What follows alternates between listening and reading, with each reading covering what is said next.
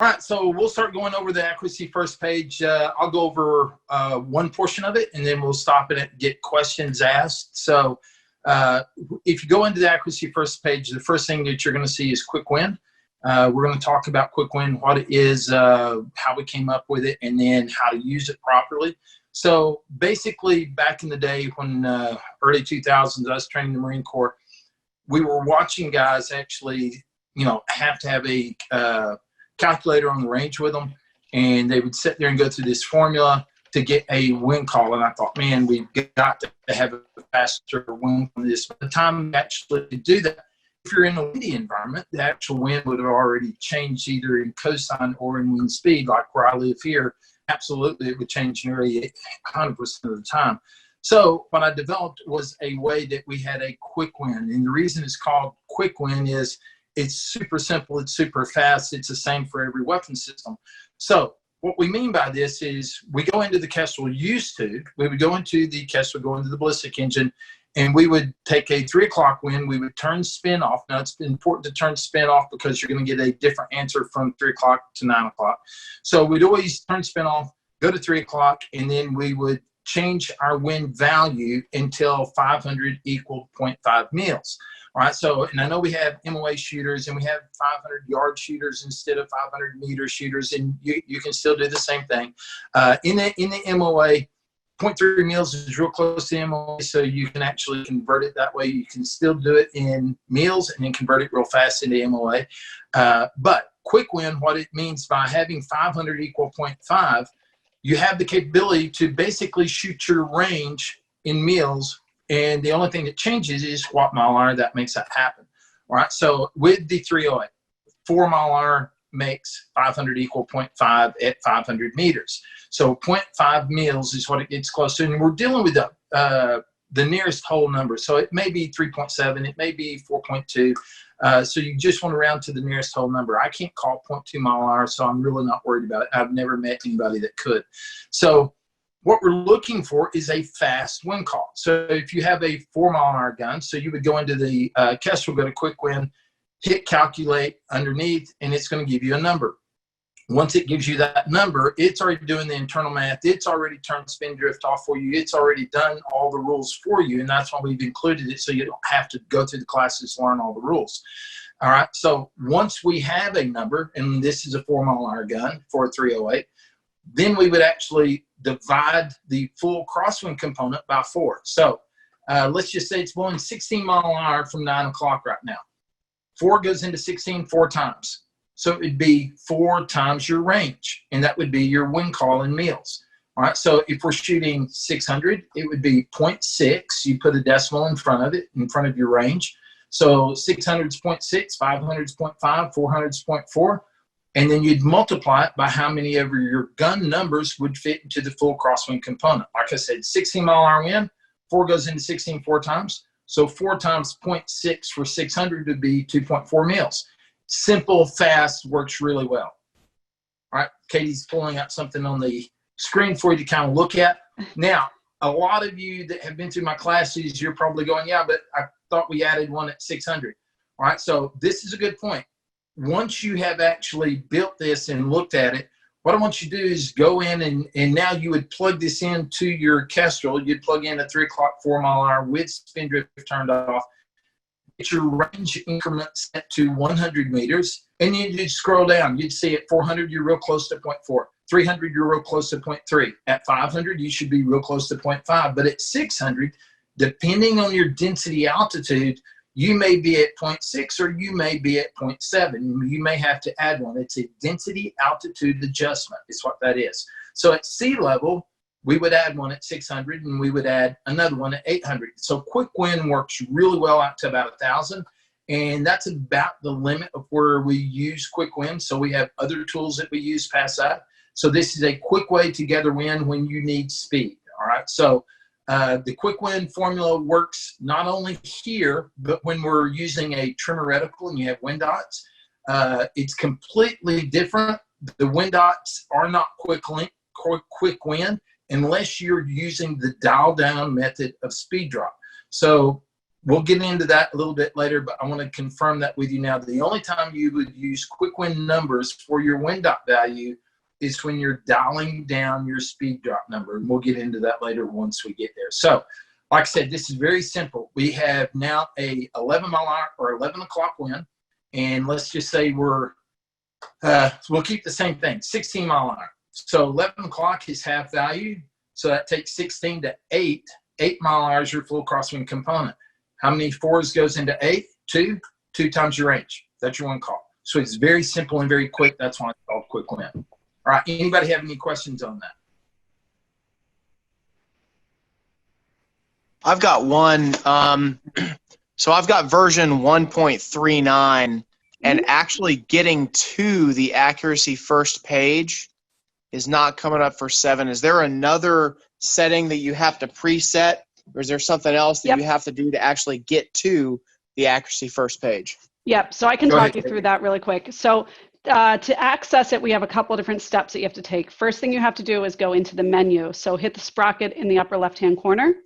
You're going to scroll down till System is highlighted. Center button into System.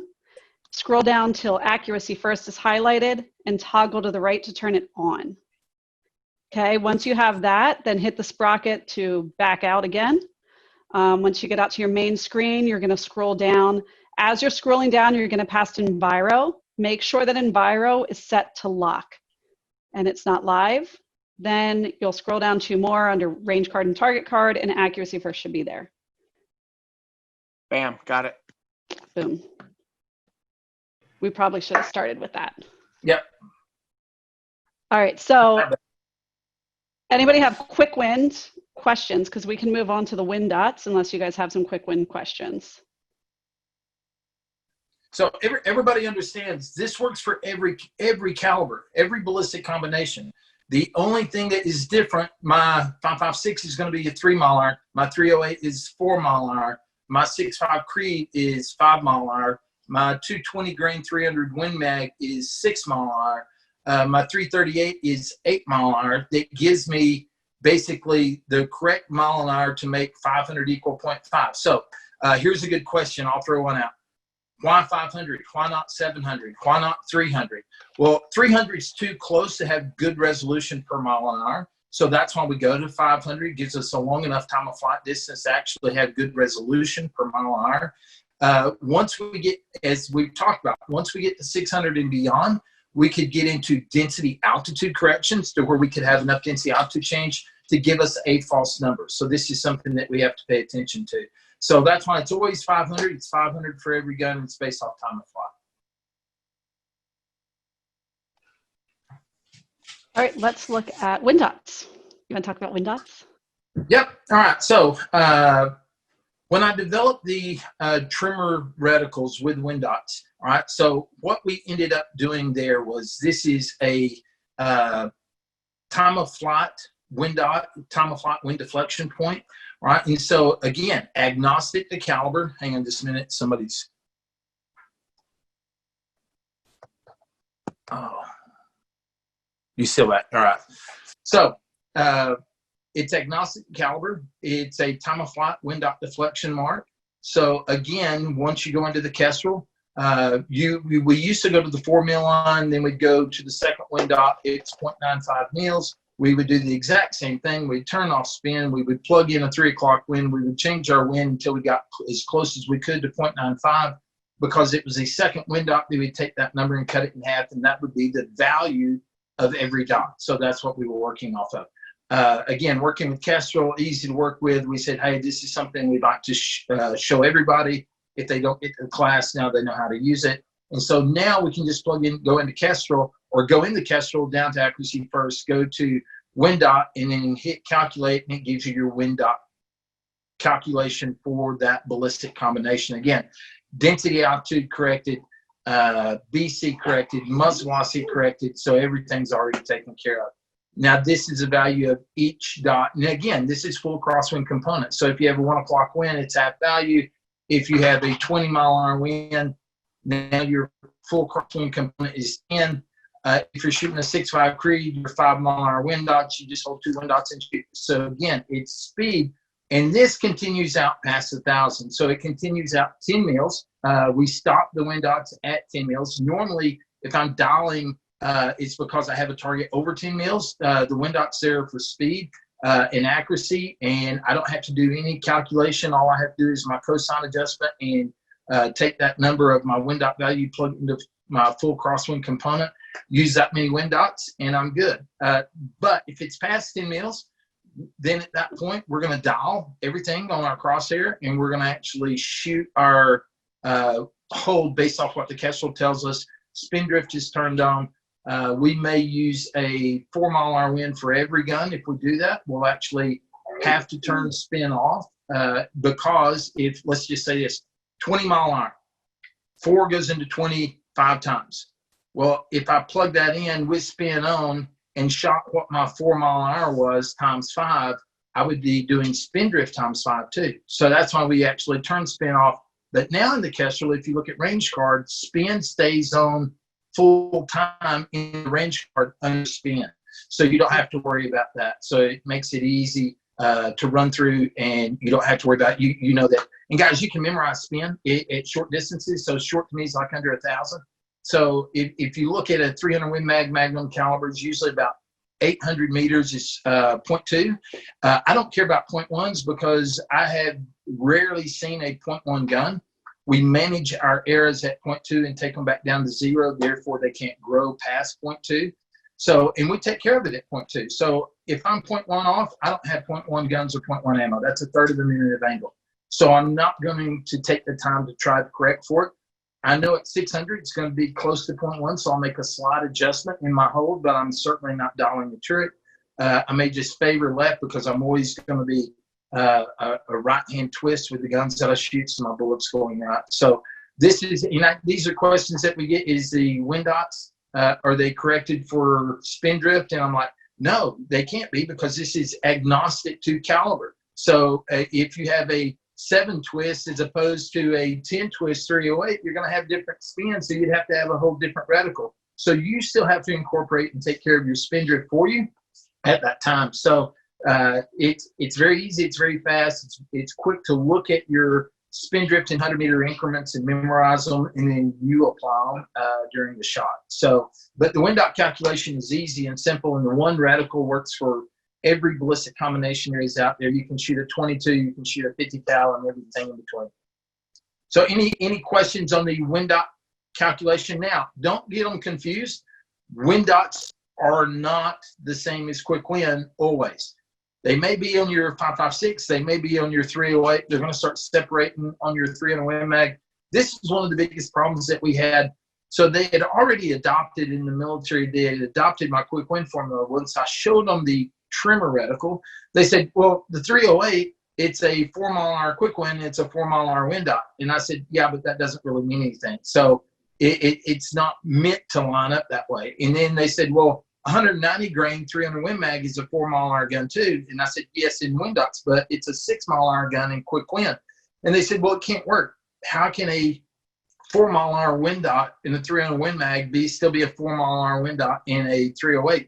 We all know we have a better time of flight, better muzzle velocity, better BC. So we know we have a better wind fighting capability with the 300 Win Mag. So how could it be the same number? Well, what you have to realize is a 600-meter shot on that 308 is about 5.5 mils down. Well, the same shot is going to be about 3 mils down on your, let's see, yeah, close, 3.5 mils down with your 300 Win Mag. So I'm not near as far down, therefore my separation on my wind dots aren't near as far. So I'm holding the same wind dots, but I'm holding a lot less in mils, and that's why it works that way. Todd, one of the questions that came up, and they're actually jumping ahead. So Cameron asked about recalibrating wind dots after correcting your offset if you dial down for speed drop. So I think really, Cameron, we're going to get to that after we talk about speed drop and talk about dialing we'll down. Talk about that in speed drop. Yep. And then just remind me, if we don't get to it, just remind me, Cameron, and we'll talk about that. So Alan wants to know if there's any good rules for them in Europe. 1 mile per hour is 0.447 meters per second. Just divide by 2, or that be too far off? Yeah, no, that works because again, we can't call 0.2 mile an hour, so it works. I mean, we do a lot of training with the Europeans. Most of it because of resolution. Let's kind of go into that a little bit. If I'm dealing a 4 mile an hour winds like 2.2 meters per second, so if we're dealing with meters per second, they're having to deal with tenths. So they're like, well, 1 mile an hour is 0.6, maybe not quite 0.55. So it's harder for them. So a lot of those guys, a lot of the European military guys have actually switched over to mile an hour just because it's easier to say 1 through 4 as it is to go into 0.55 meters per second. And so a wind call is something that's kind of easy to work off of. I go all over the world and I train everywhere. I'm in kilometers one day, I'm in meters per second the next day, I'm in mile an hour the next day. So it really doesn't matter, but yes, you can go in and you can plug in kilometers, it gives you the same thing. So we work it that way, but most of the Europeans have switched over to mile an hour. So Robert brought up a good point, and I read his long question, but basically talk about bracketing with wind dots and how that really simplifies things, right? Yep. So one of the key things on wind dots is you can actually see the wind on the target. So what I mean by that is I had a guy that was not a sniper. He came as a different government entity, and he said, "Hey, Todd, I'm not a sniper, but my group sent me out here, so don't expect anything." I said, "Oh man, this is easy," and he laughed. And I said, "All right, watch this." I said, "What do you think the wind's doing right now?" And he said, "Man, I don't know. Somewhere between 8, 10, 12 mile an hour." I said, "Okay." I said, "If you can guess within that, now let's look at the target with the reticle." So I said, "How far is the target?" And he said, 500 meters. I said, "All right, that's 4 mils for this gun. Put the 4 mil line on the left side of the target." And we had wind blowing from left to right. So I said, "Put the 4 mil line on the left." And I said, "How many wind dots do you have in the target?" And he said, 3. And I said, "Well, the first one's 4, the second one's 8, the third one's 12. So if you guess right between 8 and 12, you can pull the trigger and you're going to hit. But it's blowing some. So the second wind dot's 8, the third is 12. Once you just center those up like a left eye and right eye and pull the trigger," and he shot and hit the target. He said, "You got to be kidding me. It's that easy?" And I said, "Actually, it really is, because in the past, we were dialing elevation, we were holding mils, and you did all the math, and it said hold 2.2 mils. And then you would hold, or you would dial 2.2, but if the wind gusts in 4 mile an hour right now, how much was that in mils?" So unless you were experienced, you had a lot of time on the gun, and you actually spent a lot of time converting mile an hour of winds to mils and hold, and you knew 1 mile an hour was equivalent to 0.3 mils at that range, and it's not going to be that way at every range. But that's the beauty of the reticle. So you can look down in the reticle, even as you change range, you can still see the value of a mile an hour dot, whether it's 4, 8, and 12, or for some guns it may be 5, 10, and 15. But you can bracket very smartly utilizing the reticle by the size of the target and the wind dot. So I tell the guys a lot, if you know the wind's blowing from left to right, I'm going to hold slightly off the left side. So let's say the wind's blowing at my 7 o'clock, 20 mile an hour. Well, I know full crosswind component of that is 10 mile an hour. So if I put my crosshair on the left side and 10 mile an hour is now, which let's just say is 2.5 wind dots, is in the center of the target, that's fine. I should be able to have another 2.5 wind dots go all the way out to the right side of the target. But you got to think about this. I'm giving up half a target right now, or at least a quarter of a target. So I want to give myself the highest hit probability. So I know the wind's at least a full crosswind component of more than 1 wind dot. So I'm going to stick the first wind dot on the left side of the target. Now I just gave myself a gust of another 4 mile an hour on the right side of the target. So use your wind dots smartly. Yeah, you can bracket fast. It makes it extremely easy to see and understand and learn how to call wind properly. All right. Let's move on. Let's talk about speed drop, because I love speed drop. All right. So speed drop was something I'll give you the background of how I came up with speed drop real quick. So I had just gotten a 300 Norma. Well, one of the first things that we normally do, we go to our range card in the Kestrel and we scroll down, set 100-meter increments. And while I'm driving to the range, I'm trying not to run off the road. I'm trying to memorize my holds. Now, when I say run off the road, I'm actually doing, well, I'm doing this on the ranch roads, but I've been going to do it on the highway as well. But I'm gathering up all my holds from 100 to 1,000 very quickly in my head, trying to memorize them. Well, as I was looking through, I got to 600, and it was 600 was 3 mils. And I thought, that's cool, that's half. And then 400 or 700 was 4 mils. So I was like, wait, 600's 3, that's -3. 700's 4, that's -3. And then I looked at 800, and it was 5 mils. So I'm like, wow, this is going to be so easy. So whatever my range is, I just subtract 3. So immediately, because this is a 300 Norma, I instantly went out to 1,600 meters because that's where we shoot this kind of gun, there or farther. And I expected 1,600 meters to be 13 mils, just -3. And it wasn't. And as soon as it wasn't, I went, crud. Well, at least if I see a coyote under 1,000, I'll just subtract 3 and shoot. Forgot about it, because we never shoot that weapon system under 1,000, so it was kind of a useless tool to me at the time. So later on, I got my first 260, and doing the same thing, going to my range card, I looked at it. 300 was 1 mil, 400 was 2 mils, 500 was 3, 600 was 4, and I went, wow, that's cool. That's just a -2 gun. Well, going in and looking at like 430, it would be 2.3. So you just keep the tens or as tenths. 540 would be 3.4. So you just subtract 2 from the hundreds and keep the rest as tenth mils. So it was a very simple, fast way. That's why it was called speed drop. It gave us the ability to memorize my hold all the way out to a certain range. Again, this does not go to 1,600 meters as well. It actually changes due to multiple reasons. We're not going to go into all the reasons they change on every caliber, but it gives us the ability to have a speed hold when we need speed, which is closer ranges. And I'm not talking max point blank distances of 300 and 400. I'm talking 850, 900 meters with a 300 Win Mag. Speed drop does need a decent BC with a decent muzzle velocity, so that's subjective. What is a decent BC? Anything over 0.5.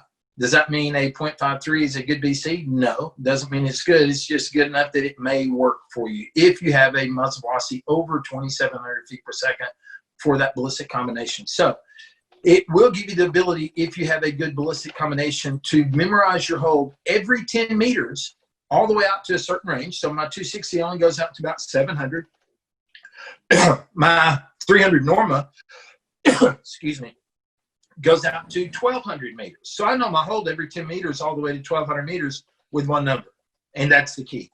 So with one number now, I know all my holds every 10 meters to a certain range on that ballistic system or that weapon system for that BC, that muzzle velocity. So with one number now, I don't have to look at a range card. It's very simple. It's very fast. Now, what Kobe did, I was in Australia, New Zealand for 6 weeks training down there last year. We go every year. I was down there training, and Kobe called me up and he said, hey, Dad, I figured out something with speed drop. He said, if you dial down below 0 your speed drop, you can actually turn your mill reticle into a BDC. And I was like, I've been on the road for 6 weeks, hadn't had much sleep, traveling, a lot of jet lag, could not get it understood in my head. And I was like, hey, do not teach it. So Kobe runs a lot of classes for me as well.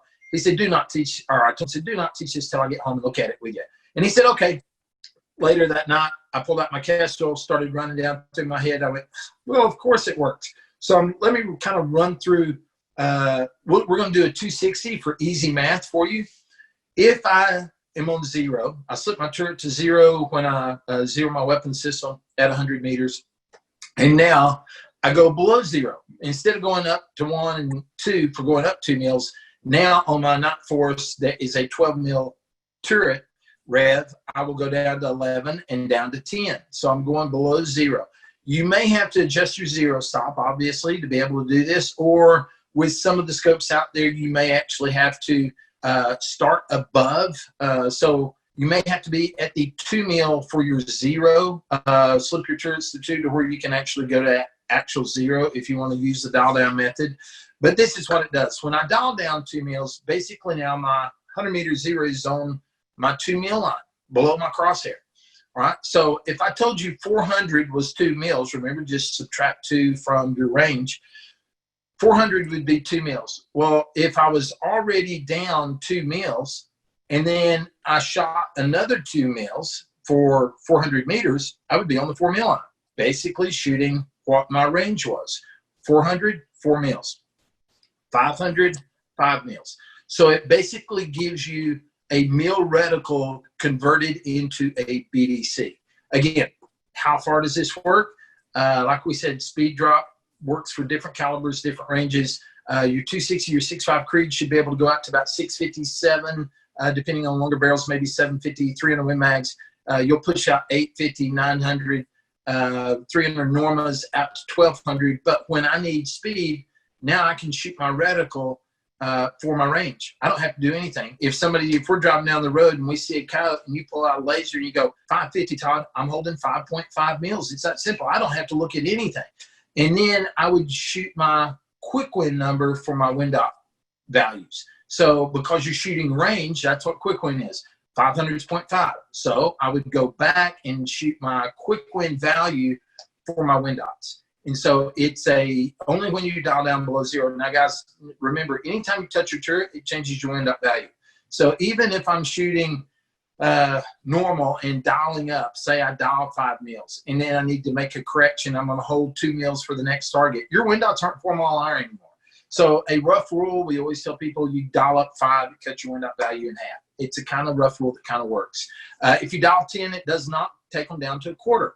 So that's put out in a lot of publications, and it's wrong. It's just assumptions that somebody had that's in error. So if you dial 5, it does take you close to half value. But the quick win turns you into dialing down your speed drop turns you into a quick win calculation on your win dots. But guys, that's probably one of the fastest ways you'll ever shoot is using the dial down method.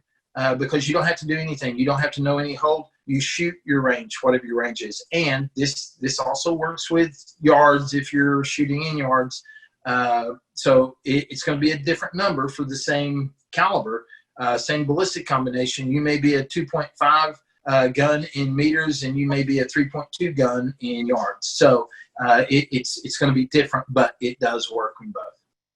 Yeah, and I think to cover some other basics that we didn't cover at the beginning is that MOA is not going to work, right? It's in mils for all of the accuracy first page.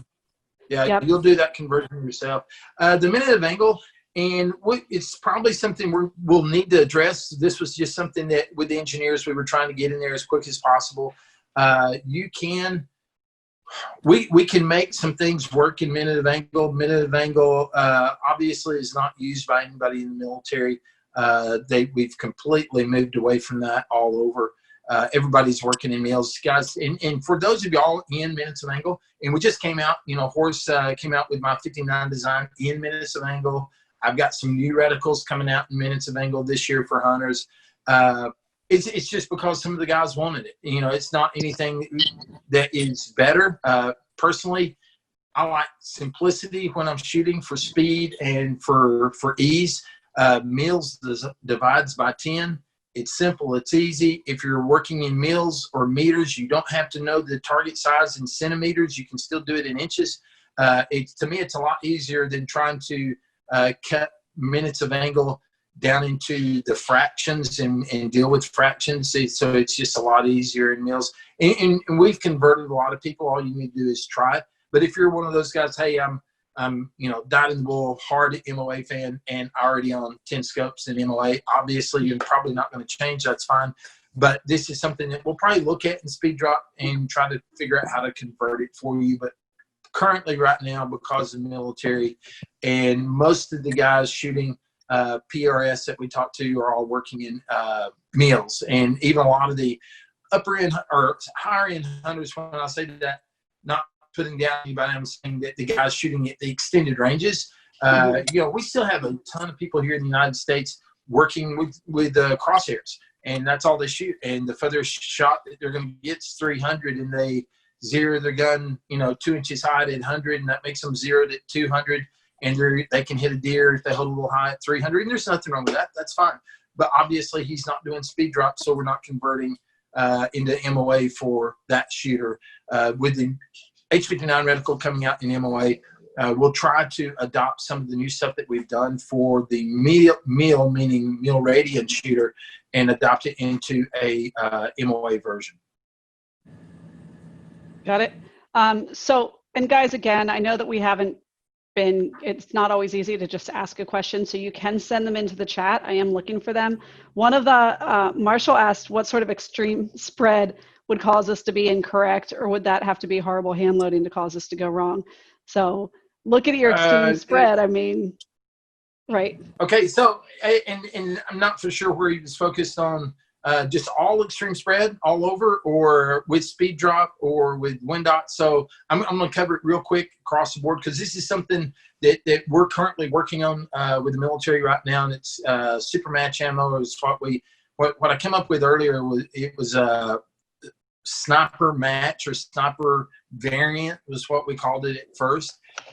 So as a quick baseline, guys, when you're to start looking at truing distance, so with a 308, 750 meters, with a 300 Win Mag, 1100 meters, 1600 meters with the 300 Norma, every 10 feet per second is going to be close to a tenth of a mil. All right. So obviously, 0.3 mils is going to be a minute of angle. So at 1600 meters with my 300 Norma, if I'm 30 feet per second extreme spread, I could be 16 inches off. Right, so this is something that we look at very hard. We want extreme spreads to be under 20. I think this super match ammo is looking at something like 25. I have a 7 mil 300 Norma that we shoot extreme long range with. We hand load, and we're around 15 on extreme spreads and down around 5 on standard deviation. It's all due to the A&D scale that we use. It's a great scale, works wonderful. We're always within 0.02 grains. So it's something that you're going to have to hand load for. The problem with extreme spreads, if we're trying to shoot ammo that has a large extreme spread, you can't even correct for it at distance. So a lot of times we're shooting 308s at a mile, and I'm sitting there and watching the guy. Well, I know his lot of acceptance is probably somewhere around 50 feet per second, 45 to 50 feet per second, and we see stuff as high as 90 on extreme spread. Well, if he's shooting 50 feet per second extreme spread, once he gets to 1600 meters, even at 800 meters, he could be, at 50 feet per second, that's 0.5 mils. So at 1600 meters, he could be a mil high or a mil low right now. So that is huge. So if I see him hit a mil high, I don't adjust it. You have to know. That's the only reason I use chronographs, is so I can know my extreme spread, know how well I'm doing at my loading, and know if I need to correct at distance for elevation changes. So if it's inside my group capability, all right, of my extreme spread, I'm not moving my shooter. If I hit 0.4 high at 3,000 meters, at 2,000 meters, but my ammo is 0.6 ammo, I'm not moving my shooter. If I hit 2 times high, I may adjust him slightly down. If I hit just off left shoulder, just off right shoulder, half mil high, I'm not adjusting it. Forget about it, resend your round. But you have to understand extreme spread and your ammo, what you're shooting, to know if you need to be able to correct for those elevation components, those changes, those impacts that you see downrange that are misses. So a lot of times they're just inside the group. So everything's, it's real mathematical. If you know you're going to fire with, let's just say 0.6 ammo, so you're 60 feet per second extreme spread. Once you get out to true distance, you're 0.6. That's 2 minutes of angle. If I hit inside that, I'm not adjusting for elevation. Mathematically, I could be anywhere inside that 0.6 group right now. So I cannot change it. Now, your standard deviation should be, they'll say like 90% of it, but usually what I tell people, if you take your standard deviation, you take a third of it, and then you take a third of that third and add it back to the first third. So we'll do one real quick and easy since that was fast. 45 feet per second. What's a third of that? 15. What's a third of 15? 5. Add 15 and 5 together, 20 feet per second is real close to standard deviation. It's not the real mathematical way that you're supposed to gather it. But after looking at tons and tons and tons of chart, this will always get me within 2 or 3 feet per second for my standard deviation on that ammo. So 90% of my ammo should be in that area that is probably not maybe 0.25 mils. But if anything hits outside of that, that's inside my extreme spread. So I really can't adjust for it. And I just need to resend, get my left right when corrections corrected for it, and resend around. Now, obviously, if I hit a couple of times high, I'm going to adjust for it, but not one round. So it's real important for us to know extreme spread. That was a good question. Well, one of the other questions that just came up, well, one that I can field really quickly is the 5700X Bluetooth settings. So most people probably know that we have a new Kestrel, the 5700X, and the things that it gives you, it's a faster processor. So at extreme long ranges, in those range cards, you're going to see solutions come up a lot faster. And the other thing that we changed was the Bluetooth. So now instead of Bluetooth just being on or off, when you turn it on, you have a range of 1 to 10, 1 being the lowest setting and 10 being the biggest setting. So if you're trying to reduce your footprint of Bluetooth radiation coming out, or radiation is totally not the right word, but if you're trying to reduce that, then you would use a lower number. A 2 or a 3 would mean I'm connected to a laser rangefinder that I'm holding, where a 10 is I'm trying to broadcast that farther. So that answers, I think, Brian's question. Leon asked about how to correct for scope tracking challenges in your Kestrel. So it's a hot topic right now with us, but we talked, Todd, you and I talked a little bit about using truing your muzzle velocity to correct for those. Right.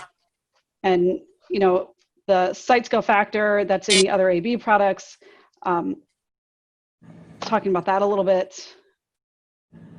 Yeah, so this is kind of a subject that with good information, you can really utilize sight scale factor, and it's a good tool. With minimal knowledge, you can really screw up your whole world. So I'm not a fan of sight scale factor, because what does it mean? It means that I bought a shitty scope in the first place. Sorry about the cuss word. So the deal is, if I have to adjust for the errors in my scope, my first thought is maybe I should buy a better scope. That's why you don't see sight scale factor as one of the requirements in any of the military contracts, because nobody in the military is ever going to buy a scope that we've already tested, tall target tested, run on a cat's target, and it's an error. It's failed and it's sent home. It's not going to be bought or picked up. And guys, you also need to understand that sight scale factor, the errors in a scope aren't always even all the way out. So what I mean by it is, if you shoot and you're off by, when you dial a mil, you're 1.04. And when you dial 10 mils, now you would be 10.4. That's what we would normally expect. And if it worked that way, sight scale factor would be fine. It doesn't always work that way. And it's actually hard to see the 1.04 in the first place. So one of the first errors that we run into is guys using a tall target or using a cat's target, and they go, you know, hey, I set it up, I lased it, I was 100 meters away, I shot, and I hit 10.4 up. So my scope's not dialing correctly. And I'm like, okay, hang on. So you said you're at 100 yards. Did you check and see if your 100 meters is actually a true 100 or 100 yards is a true 100 yards? Did you check your reticle? All right, so what I mean by that is laser rangefinder that good? A lot of times lasers, if sun's at your back or low setting sunlight, whether it's in front or behind, can actually change the capability of your laser rangefinder and give you errors. So you have to understand the laser rangefinders. One thing is, I really don't care. All I'm going to do is make 10 mils in my scope, match 10 mils on the target, and I'm golden. It's an angular measurement. So if 10 mils in my reticle matches 10 mils on the target, and I dial 10 mils, I will hit, if my scope's tracking, I will hit up 10 mils high. So if you lay down and you measure 1 mil, and you go, hey, that's a mil, that should work, shoot, I'm going to dial 10 mils up, you could still hit it 10.4 high, and if you actually measured, you'd see your 0.4 mils high above the 10 mil line, but you don't have the resolution to see that you're 0.04 mils at one when you're looking at 1 mil. So you have to actually measure off something that's large, like 10 mils or even 20 mils would even be much better. So the more you can actually measure when you're setting up your distance from the target. So I'm going to pull back, I'm going to lay down, I'm going to sit my crosshair on the 10 mil line, I'm going to look at the 10 mil line, make sure it's on the 0. What we're talking about is the problems that people incur in sight scale factor. So now he jumps in and he goes, all right, hey, I need to correct by 4%. So he throws in a 4% correction. He does the math. He throws it in there. He's off. Now he can't hold anymore, because now when it tells him, hey, you need 10 mils, because it says 10 mils now equated to 10.4. So when it tells him 10.4, it's going to tell that the ballistic engine is going to give him 10. Well, now when he holds and it says, give me 8 mils, it really meant 8.3. But now when he holds, the reticle's correct. Only the turret was what was wrong. So now his holds are going to be off. So sight scale factor, you really have to manage everything to do it correctly. And an easy way to fix that is just buy a better scope and get away from scopes that can't dial correctly. And that's one of the things that, we've done with the military guys, is to get them out of those type scopes that couldn't dial. But here's the other deal. One thing that corrected, in the past was just truing. So, you may shoot. What we used to have to do is have a dialing gun and a holding gun. I may have to dial 10 mils to really be at 10.4. And that would be in the Kestrel as my 308 dial gun. And then my 308 hold gun would tell me hold 10.4. So all that would do is it'd give me a different muzzle velocity to correct for the extra mils that I needed. But I don't care, as long as I aim center of the target, hit center of the target. I could care less what my muzzle velocity says, as long as the Kestrel is predicting the right hold for me. I don't care what the muzzle velocity says. That's what truing does. It gets rid of a lot of these little errors. So the sight scale factor is something that, to me, can really just bring in a lot of errors and not fix the problems, one, that I have, because I don't shoot scopes that need it.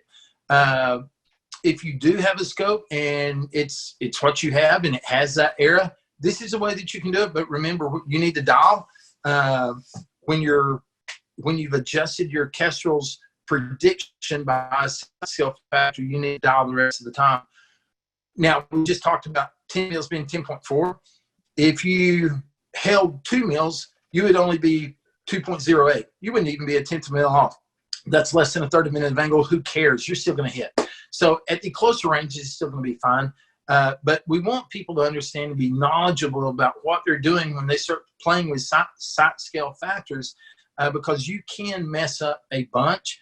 And a lot of the times what we've seen, people get that number incorrectly. I mean, we just see regular use of tall target tests or CATS targets. We see that done so poorly by the masses that people think, oh, my scope doesn't track. And I'm like, really? How much is it? Oh, it's off by like 1.5 mils. And I'm like, probably not. And then they bring it out and we sit down, we look at it, and sure enough, it's dead on.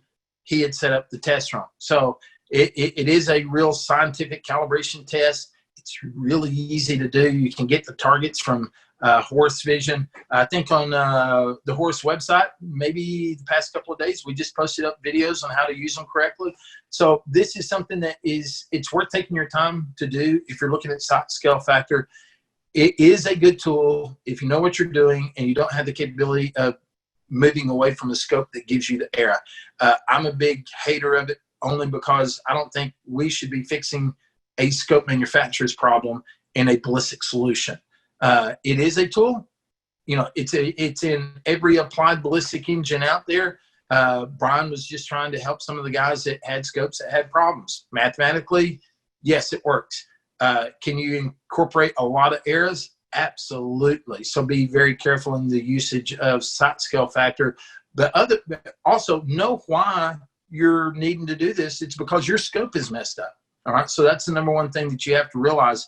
It's not the ballistic engine. It's not, you're off on range. It's the fact that your scope's messed up. But to be able to accurately say by how much is super important, and not just taking it, it's, I held 10 mils, my buddy held 10.4, so I must be off. It's not that kind of thing.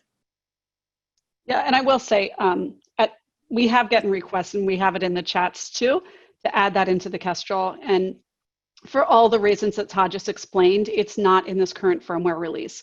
We are planning to have it out, but we won't release it until we have adequate videos and enough marketing and enough materials to make sure that everybody knows exactly the right way to implement this test, and that we can all speak competently on it internally at Kestrel, so that we don't send people in the wrong direction or do any of that. So we're working on it for people that have asked for sight scale factor to be in the Kestrel, but we want to make sure that when we do it for Kestrel, it's as accurate as everything else that we do on Kestrel.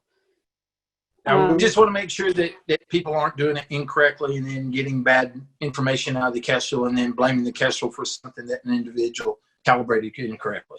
Yep. Okay, so Robert had asked about going back into, I stopped screen sharing, guys, because we had stopped talking about what was up on the screen. So just so that you can have a bigger Todd in your screen.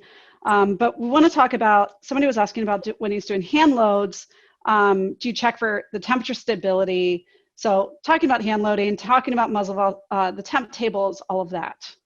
All right, so way back earlier, probably in about 2006, I came up with MV temp tables. And what this was from is most of the powders that we shoot are temperature unstable. What I mean by that is if we look at, again, just go back to regular military ammo, if I go from 40 degrees to 140 degrees, 100-degree swing is giving me 160 feet per second swing in velocity. Totally unacceptable. That's why we moved from 118 LR to AB or AB39, which is IMR 4064, because the same temperature swing only moves me 60 feet per second. So that's a huge increase as far as capability goes. Unfortunately, you know, we all want to have powder that stays the same velocity no matter the temperature. It could be 0, it could be 100, and I run 3,000 feet per second every day. That's awesome. Unfortunately, very accurate powders normally are not that way. H1000, very good powder. Retumbo, very good powder. Temperature, not temperature sensitive, temperature tolerant powders that are also very accurate. But obviously we can't shoot them in every caliber because their burn rate and everything. So this is something that we have to pay attention to. We do look at it, obviously. I tell people all the time, you know, you go out to the range, you lay down, you shoot through your chrono, you true your gun, you hit every target on the range. Whether you're good at calling wind or the wind's not blowing, but you can, the Kestrel's going to give you good predictions if you can get a good wind call to hit everything all the way out. So back in the day, we would actually take 140 rounds and gather dope, shooting all the way out to 1,000, take 2 days to do it. Now we can do that in 5 minutes. All right, so it doesn't take any time. You zero your gun 5 rounds, you true your gun. Like I said, my 7mm 300 normal, we zeroed 5 rounds, took 4 rounds to true it at 1,886 meters. All right, on the net shot after 100, and then my 10th round was at 2 miles, and we were just off the left edge of the target. So truing does everything, but that's for that day, for that temperature, that powder. When we say temperature, we're not talking about density altitude. We are actually talking about temperature of the powder. So density altitude is a drag component. The big 3 things that affect elevation: muzzle velocity, BC, DA. So BC and DA are just drag components. Muzzle velocity is the time of flight. So once you add in the temperature of the powder, now we are shooting faster. Like yesterday, Katie and me were talking about, or 2 days, it was 115 degrees here in Texas. And so we had ammo sitting on the line all day that was actually getting really hot, and we blew some primers. And if we had actually been shooting through a chrono, we'd have been off the charts with velocity. So this is something, if you're not managing your MV temp tables, to me, you're missing out so much in the long range experience. So if a guy said, hey, I'm good, and, you know, I can shoot out to 1,000, or I can shoot out to 1 mile and do it all the time. I really kind of wonder sometimes, does he have the MV temp table running? So if I grab him up right now and we go to Alaska and we get up on top of the mountain and it's 32 degrees, is the ammo that he trued out yesterday and he was hitting the mile target, could he even hit a target at 1,000? If he's not running MV temp table, I'm betting money he can't hit it. So what the MV temp table does, we can actually now incorporate slope. That was something that, you know, Colby came up with, my son. But back in the day, you would actually just shoot a known temperature. So we take these little lasers and lays the temperature, usually like we stick it in the freezer. It comes out at 18 degrees. We stick it in the cooler. We go straight to the range. You can just go out real fast and shoot it. Get a muzzle velocity for that. And then we take ambient temperature. So we leave it out all day, set it in the shade, whatever ambient temperature it is that day. That's the second number. And then you can heat it up. We put it on the defroster and run it up. Usually I can get it up to about 120, 130 degrees there. Shoot it, and then we plug in data points. those 3 data points. It's not always perfectly linear how MB temp tables swing, but it's close enough that it's something that you can use. But like I said, if you're really running 160 feet per second swing over that 40 to 140, and you go out and you shoot at 50 degrees, and then you bounce out and shoot at a target at 80 degrees, you're not hitting the target, not at distance. It's probably not going to affect you that much up close, but it certainly is going to affect you once you get out to range. So to be what I would consider the very mature shooter and somebody that knows what he's doing, he's definitely plugging in his slope or his MB temp tables, and he knows exactly what his ammo does. And to me, I was going on an elk hunt, and I go out and I freeze ammo. I looked at the forecast, and they said it was going to be somewhere around 20 degrees to somewhere around 60 degrees in that afternoon. So I went and froze some, and luckily that day it was 66 degrees, so I nearly hit the 20 to 60 perfectly. Went out and shot 1,200 meters because that was kind of the range that I figured we'd be shooting elk at, or, at distance up close. It's not going to matter anyway. So I set down a target at 1,200, shot, hit the target right here, plugged in the ambient temperature. We shot the cold target cold ammo first. Next bullet was about 2 inches to the other side. Perfect elevation, no increase in muzzle velocity. That's what we want. Unfortunately, that's not what we always get. So the use of your MB temp tables is huge. It tells me, the guy knows what he's doing, and he's one of those guys that can actually go anywhere, shoot anything at any time, and I expect him to hit if he has MB temps plugged in. Todd, for temp table, minimum of 3 measurements? Yeah, you can do it with 2. It is pretty linear. You can do it with and know this, you could do it if you're not shooting at 100 degrees. If it's in the wintertime and you go outside and you shoot at 10 degrees and at 40 degrees, you're probably good for the next, 5 months in that area. And that would work. However, I'm glad you brought that up. Now we got the guy that actually takes his backpack, takes it into the house. All right. And it's hot in the house. He doesn't like it cold. And he starts his car from his window with his fob, and now it's got the heater turned on full blast, lets it run for an hour before while he's drinking his coffee.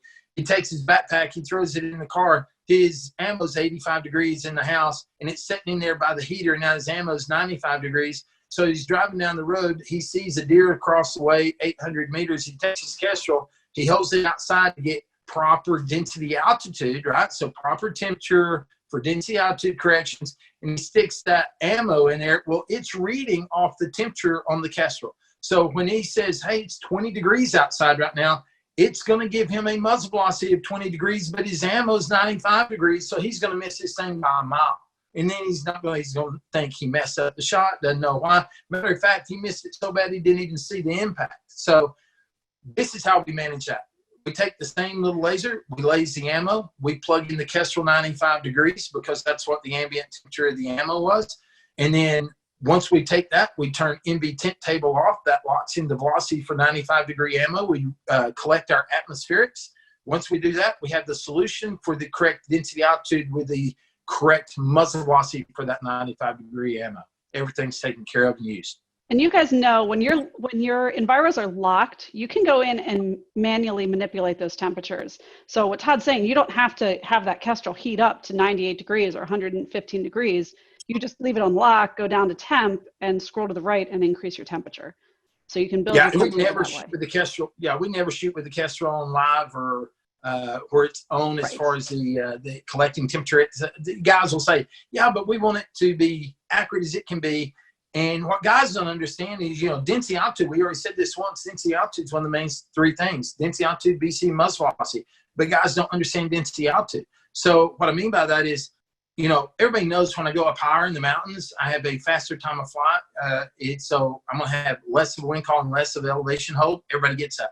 If I go to sea level and it's colder, I'm going to have a longer time of flight. I'm going to have more wind drift with the same ammo at the same distance. Everybody gets that for DA. How much does it need to change? So I see guys going from station to station, target to target, taking their Kestrel, swinging it around, trying to get good information off their Kestrel for a hold, and they're shooting a target at 300 meters. And I'm like, stop, don't do that. It doesn't need to be worried about. And they go, well, I just, we're doing competition. I want to be accurate. And I'm like, understand density altitude. So as a quick rule, and again, we'll kind of go back to 308 ammo just because we teach it every day and the numbers pop off in my head. So every 14 degrees, now this isn't just for 308, this is density altitude. I've been a pilot for 40 years. Every 14 degrees is 1,000 foot of density altitude change. All right, so if it goes up 28 degrees, I get 2,000 foot of density altitude change. Well, what does that mean to me? So if I go up 30 degrees, it's close to 2,000 foot, what does that do for my bullet? Well, at 500 meters, that's 0.1 mils. At 600 meters, it's 0.16. At 700 meters, it's 0.25. At 800 meters, it's 0.38. 700 meters wasn't even a minute off. I'm within 7 inches with 30 degrees of temperature change. So when do we need to collect our temperature with our Kestrel and update our atmospherics? Depend on the range. Now I'm shooting 3,000 meters. 9 degrees of temperature change is a full meal. A meal at 3,000 is a huge miss. All right, so but that's only with 9 degrees. So it depends on how far you're shooting. And this is something that guys actually, with the Kestrel, they can sit in their big chair in their living room and scroll through and play around, go, well, I want to see what it is every 10 degrees. And then basically run an extrapolation chart off 10 degrees and see what that does in their hold as they go out in distance. And so we do it more based off the aviation world. And so I tell guys all the time, all right, you're at 5,000 foot. Every 1,000 foot is 4 degrees. The adiabatic collapse rate is like 3.6. So every 1,000 foot that you go up, you're going to lose. They tell you when you're skydiving 3 degrees, you're going to lose like really 3.6. We call it 4 in the shooting world. So if I tell you you're at 5,000 foot, immediately you go, well, 4 times 5 is 20. Now what do I do? Well, 60 degrees, really 59 degrees is the IACO standard. So for the aviation world, 59 degrees, 29.92, and 50% humidity, or really 78% humidity, is the standard sea level condition. So if I'm at 5,000 foot, I know that is 5 times 4 is 20, from 60 is 40. So my standard temperature is 40 degrees. But think about this. Every 14 degrees colder or hotter is 1,000 foot plus or minus. So this is something that's very easy. You can do density altitude in your head. The Kestrel can teach you how to do it. So it's something that you need to play with and understand based off that question. You know, when does density altitude matter? How much is it going to change? It doesn't really change it. That's why ballistic reticles work up close. It's because density altitude can't affect them that much. You're not going to have that much of a problem with ballistic reticles in the short distance, but you're going to have a huge problem as you go out in farther distances. Any of that makes sense? Yeah, well, it may be some of the ones that they're going to rewatch this video a few times. All right, so somebody brought up John brought up the fact that he doesn't have a range that his rifle will reach out to transonic. So, you know, we hear that a lot. If people want to true their muzzle velocity, but they can only get out to 1,000 yards or 800 or whatever. So do you want to address that? Yeah, absolutely. So this is a problem, especially once we get east of the Mississippi. It's hard to get ranges. I mean, Katie's been out here a bunch. My buddy that I do training on his property is 30,000 acres. We can shoot 7,000 meters, you know, so it doesn't affect us. We understand, though, there's a lot of guys, say 300-meter range is all they have. It may be the only range they have within 30, 40 miles. Shoot through a chronograph. Get a good chronograph, get a magneto speed. We use lab radars more than anything. So get an AILR system. AILR 35P works, you know, super well. Get a good chronograph, get a good reading, plug it in. Once you get the opportunity to shoot out at a farther range, at that time, true and fix your system. But if let's say you're shooting a 6.5 and you need to true at 6.5, you're probably truing at 1,000, but you only have 500 meters. You don't need to true at 500 meters because you don't have the resolution of where you're actually impacting. What I mean by that is, guys, with the 308, what we do with the military currently, so if a guy is shooting at 400 meters, he can be 120 feet per second off and still be within a minute of angle. All right, so what I mean by that is, if I'm shooting 2,500 or 2620, I'm still in this circle, from the top of it to the bottom of it, in a 4-inch circle, or in a 8-inch circle that's a 2-minute of angle target. This is my low velocity. This is my high velocity right there. So there is no way you have resolution. You shoot at the target, you shoot at me, and you hit here, and you go, yeah, that's perfect. and you shoot again, you hit here, and you go, yeah, that's good. And then you try to figure out what your muzzle velocity is. You could be 120 feet per second off on either one of those. That's why truing does not work at close range. You have to be within, we normally say within 10 to 15%. 20% is kind of close, but we kind of stay away from it. You really want to be within 10% of trans. And we tell people not to go past trans because some bullets don't like transonic shock waves. You can get air readings. We can go further into that next time when we have more time.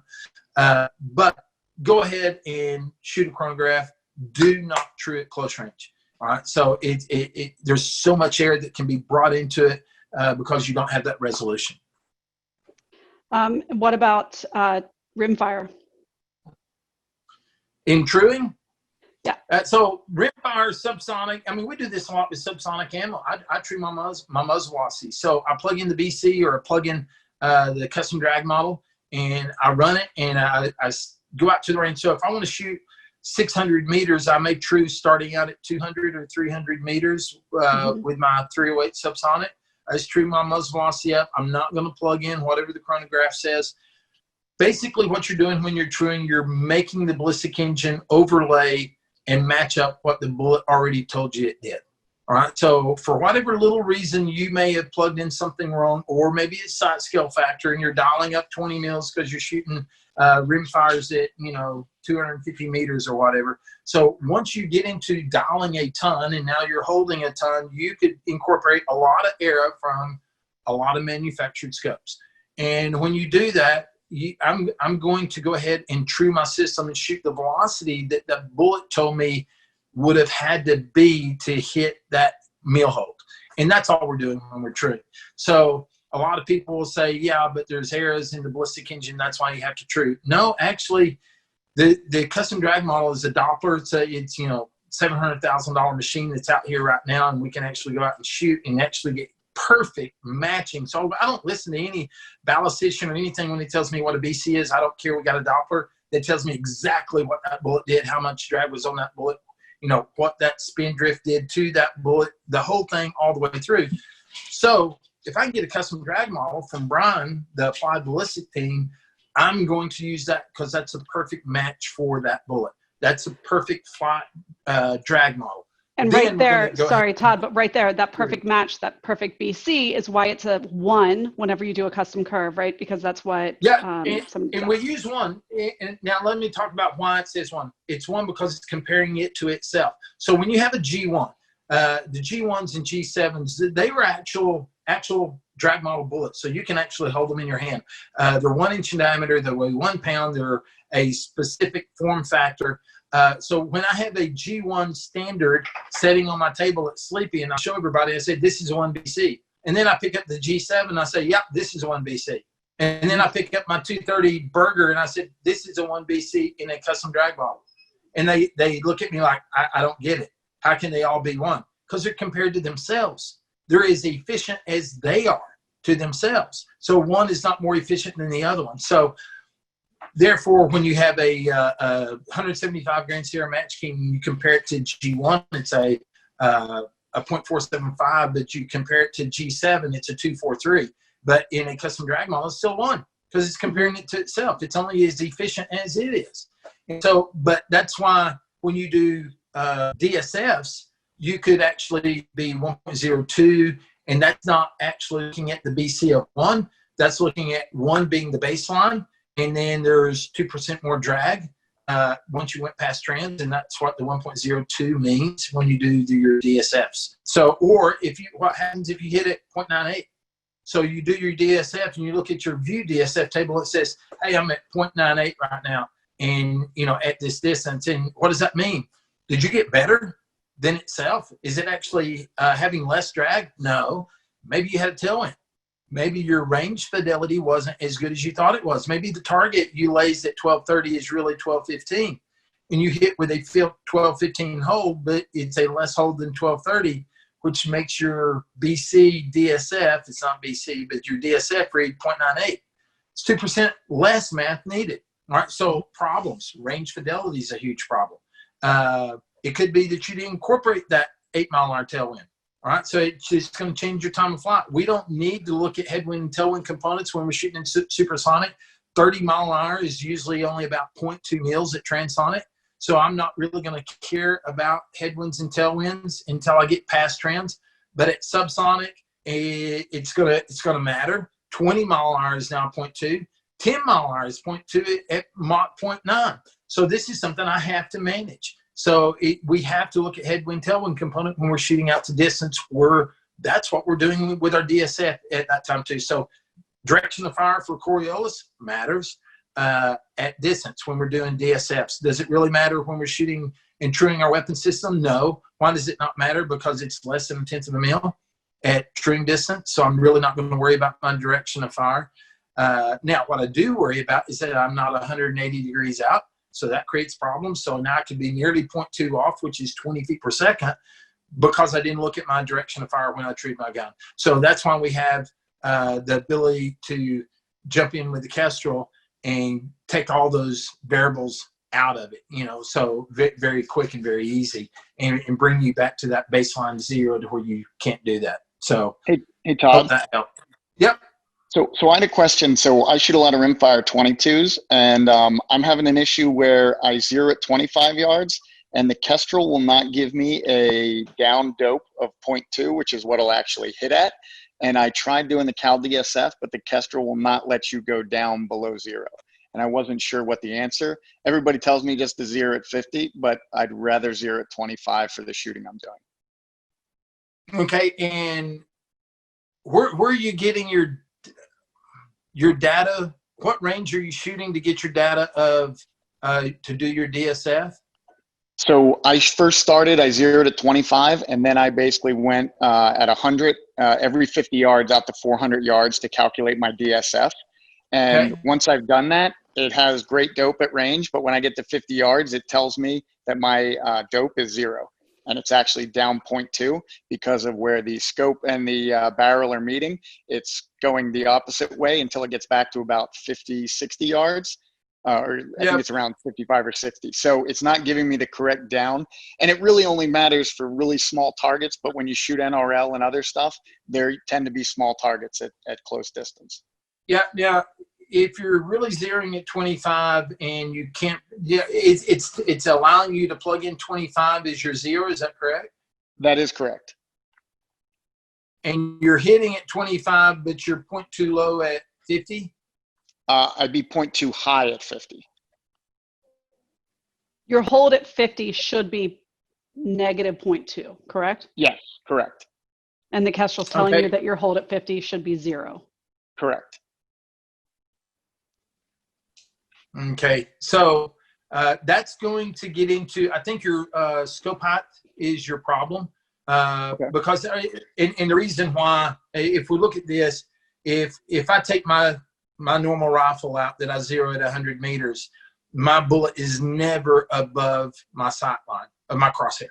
All right, it's below so this is my bullet, this is my crosshair. They go out, they marry up at 100, and then they separate again. If I zero at 25, now it's going to cross at 25, and it's going to cross back, depending on ballistics and your bore height, and it's going to cross back at a further distance. Could be 250, could be 300, wherever. All right, so if we're off at all in our bore height, it's going to give you there that you're talking about. So it's not going to cross correctly. So I think what you're doing with DSF, everything's working for you there, but you're play with your bore height a little bit more. Usually what I tell my guys, because we don't zero inside of 100 meters, I use my finger. Every line of my finger is 1 inch, and I just hold it up center of firing pin to center of scope and go, yeah, it's about 2.75 inches. That's close. If I'm off a half an inch, it's only a tenth of a mil, 800 meters. It's not a problem. However, what you're doing, if you're off, now it becomes a problem. So if you're off a little bit on your bore height, this now could actually end up giving you the problem that you're talking about. So look at that and holler back at me and see if that maybe fixed it.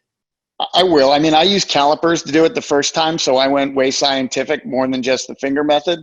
But my AB, my AB calculator that I had before in my iOS actually gives me the correct dope. But the Kestrel won't give me a down dope. So that's why I was just confused why there's some deviance from the Kestrel. I mean, the Kestrel ballistically, the applied ballistic engine will give you a down dope. as it goes through. So you should have been on it. It should have said negative 0.2, and then it should have probably increased even more negative and then fell back through at some point in time. If you set it up on 10-meter increments and run it out. I'm not for sure, other than a bore height problem, I'm not for sure why it would not give you that. You know, I tell people all the time, if I'm shooting one of my regular rifles, whatever caliber, and I have 1.5 inch bore height, now my bullet will actually still cross through and come back down at 100. So it depends on bore height. Most of the time in the military, all the guns that we run with are closer to 2.75 to 3.25 bore height. The sight heights from the scope to the top of the rail is 1.5 inches, and that's based on night vision. So we can be unified across everywhere with night vision. So from the rail attachment point to the center of the optic, that's 1.5 inches. It's kind of a standard. That's sight height. Bore height is the center of bore to center of scope. So it's definitely something that we need to look at. And I understand you have measured it with the caliper. Do me a favor, play with it a little bit. Just start changing by half inch increments and change your bore height, and then maybe cut it down to 1/4 and see if you can correct it. Obviously, you're going to have to change a few things in your DSF and read true. No, you don't have to reshoot. You just have to write down your holds now and say, hey, I just want to fix my 50, and then go ahead and change your bore height until it's correct, and then do a DSF that corrects your 400, and everything else should line up. Awesome. Just You're the build man. it as a Thanks, separate, Todd. build it as a separate gun profile, right? So keep the one that Yep, you absolutely. currently have, and then build a test one.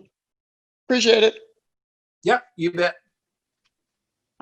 Okay, so we are almost out of time. We have 9 minutes left. I'm trying to get to everybody's questions.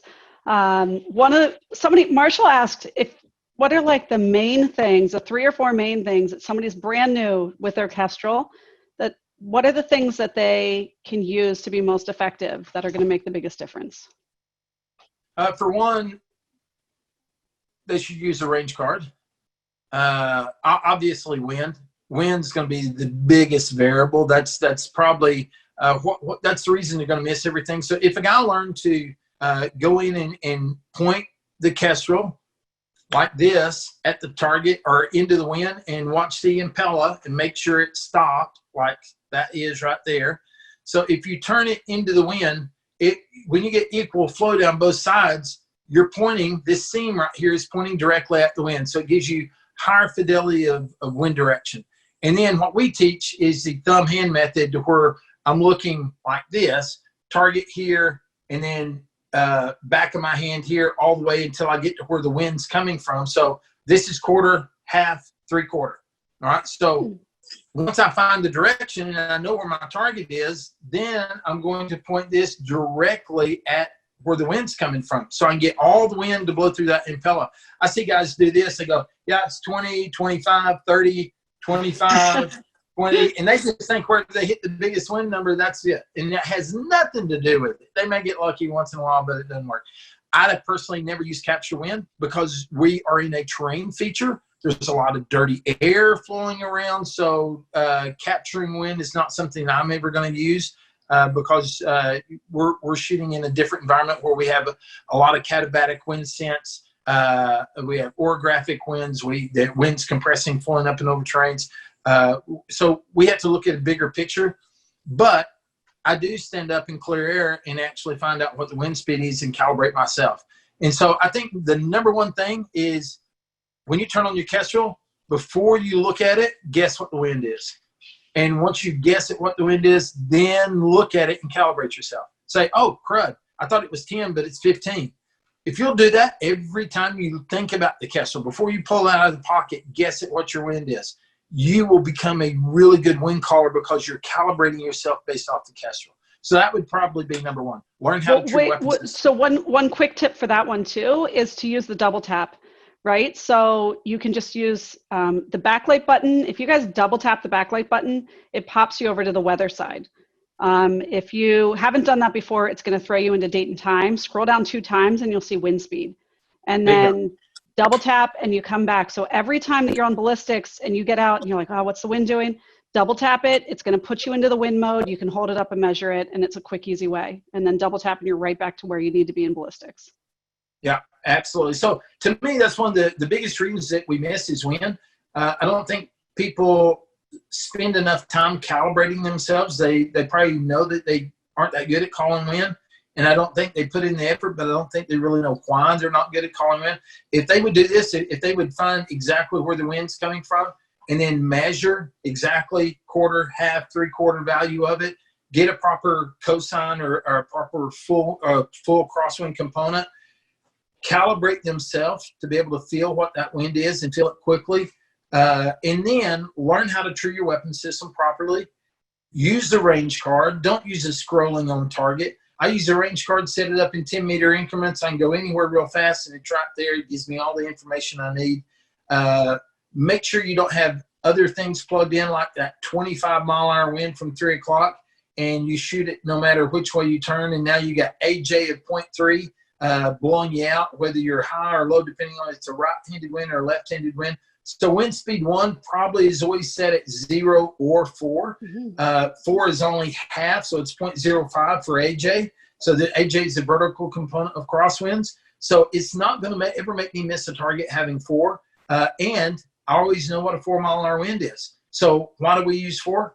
It's easy to do math on 4. I can quarter, I can have it. So now if it's 12 mile an hour, it's just times 3, whatever my Kestrel's telling me. So it gives me a really fast way of looking at wind. I always keep 4 in wind speed 1. I don't keep anything higher than 4 because now it affects my elevation. Wind speed 2 has no elevation component for AJ, or it doesn't have any elevation component for headwind, tailwind on number 2. So I could plug in 50 mile an hour. Doesn't matter.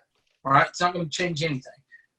Wind speed 1 is going to affect my elevation, and it's going to affect my not only for AJ, but it's also going to affect my elevation hole if I have a 12 o'clock wind or a 6 o'clock wind based on time of flight. All right. One little thing, somebody had asked in this new code update, they saw the post about it. So they asked what snake was. We added, if you guys remember the flip phone game from Nokia, that there's a snake and you chase a little ball around and you try and eat the ball without eating yourself. It's now hidden in the Kestrel. So if you go into the about section of this new code, you can get in there. Our engineers, Legree, who's been down to Todd's, he has, I think, the record of 39 at Sensei. So we can start having some competitions there. Huh? Yeah, Well, now yeah, what for the sure. guys are going to be doing on the range instead of listening to me teach, you'll be playing snake. I'm pretty sure it's already happened. I was in I was helping to instruct at a class, and I totally missed something because I was trying to improve my snake score. So we're going to have to disable it for teaching, I think. Yeah, that'd be good. All right. Well, our time is pretty much up. I really appreciate, Todd, you taking the time. We do now have capacity at 500. We couldn't get everybody into this classroom, so we are going to do another class as soon as I can twist Todd's arm to come into it. Yeah, let me know anytime. So we do have a lot of guys on deck, but I also have Kobe and Pete here. So anytime you want to do one, probably not Monday, but anytime other than that, I'm good to go. Yeah, we'll try and schedule it for early next week. All of you are more than welcome to come in as long as we have that 500 capacity. If we do hit capacity and you've already been in this class this week, just try and back out and let somebody else come in. But we'll put it up on our social media as long as you follow Kestrel Ballistic. Todd and I both share it on our personal accounts as well. I'll tag Todd so he knows about it once we have that time. And I will email out this recording as soon as it gets up to the cloud and my IT department hands it over to me. It'll be through Dropbox. So hopefully I can get it out quickly. Last time it took them 2 weeks to get to me. So I apologize for that. Yeah, and if the guys that didn't get in, could they hear this or anything? I will email this video out to everybody. So all the guys that didn't get in will be able to watch this. And if they watch it all the way to the end, they'll hear this message. Okay, so if they watch all the way to the end, tell them if they had questions, they can contact me through my Instagram or Todd Hodnett Facebook account. I'll be happy to answer their questions. That's awesome. I'll put that in the email too, Todd. Yeah, awesome. All right. So thanks, everybody. And I know that it is drinking from the fire hose. But if you do take the time to rewatch this video and take some time to decimate some stuff, there's so much good knowledge in here, and it's a really cool opportunity. So Todd, thanks again. We really appreciate it. Yeah, enjoyed it. See y'all. It was All right. fun. Bye guys. Thank you.